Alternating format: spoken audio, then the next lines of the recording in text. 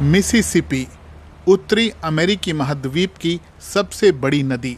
लगातार दूसरे साल ये नदी खतरनाक रूप से सूखे की शिकार है।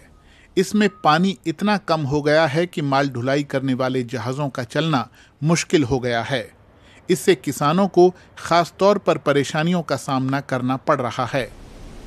लुइसियाना से लेकर मिसूरी तक के नदी के हिस्से पर काम चल रहा है और बड़ी बड़ी मशीनें दिन रात नदी के तल से गाद और तलछट निकाल रही हैं ताकि शिपिंग लाइनों को साफ किया जा सके और जहाज़ों के गुजरने के लिए रास्ता बनाया जा सके।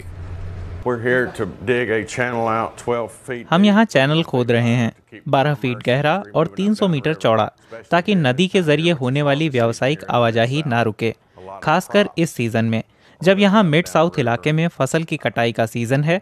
मैं बहुत सारे किसानों को जानता हूँ जिन्होंने अपनी फसल जमीन पर रखी हुई है। वे अपना माल नौका पर नहीं लाद सकते। नदी के निचले हिस्से की तरफ कोई नौका नहीं आ रही है क्योंकि पानी बहुत ही कम है।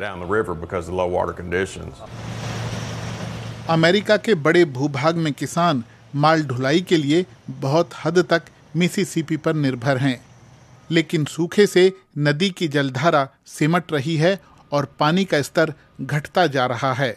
ऐसे में मालवाहक नौकाओं का चलना लगातार मुश्किल हो रहा है। इससे बहुत सारे किसानों को परेशानियों का सामना करना पड़ रहा है।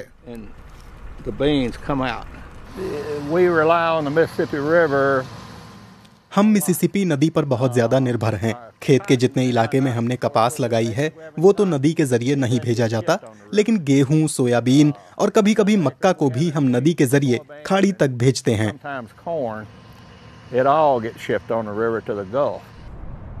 स्थानीय लोग कहते हैं कि उन्होंने कभी भी इस नदी की इतनी बुरी हालत नहीं देखी।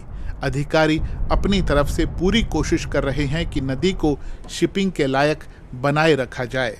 इसीलिए हर्ली कंपनी के कर्मचारी बिना रुके अपना काम कर रहे हैं।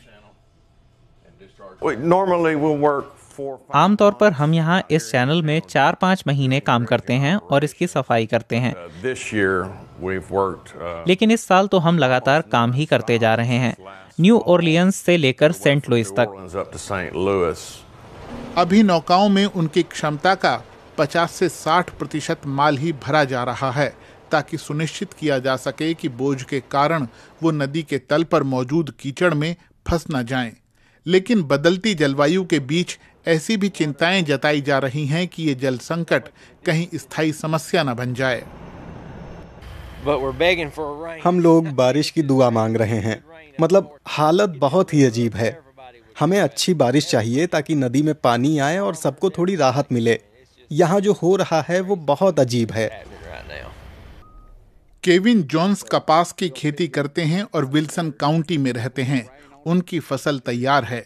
वो कहते हैं कि अगर इसे काटकर जल्द प्रोसेसिंग के लिए नहीं भेजा गया तो ये खराब होने लगेगी। नदी का तो क्या ही कहें, इसका पानी बहुत नीचे चला जाता है जैसे कि अभी है, और जब वसंत आता है तो बाढ़ के हालात हो जाते हैं। कुछ समझ नहीं आता, और साल के इस समय जब माल को भेजने की बात होती है तो ऐसा संभव नहीं होता है। बहुत बुरा हाल है। नदी के तल को साफ कर उसे गहरा तो किया जा सकता है, लेकिन असल संकट घटते पानी का है। उसका क्या समाधान है ये किसी को नहीं पता।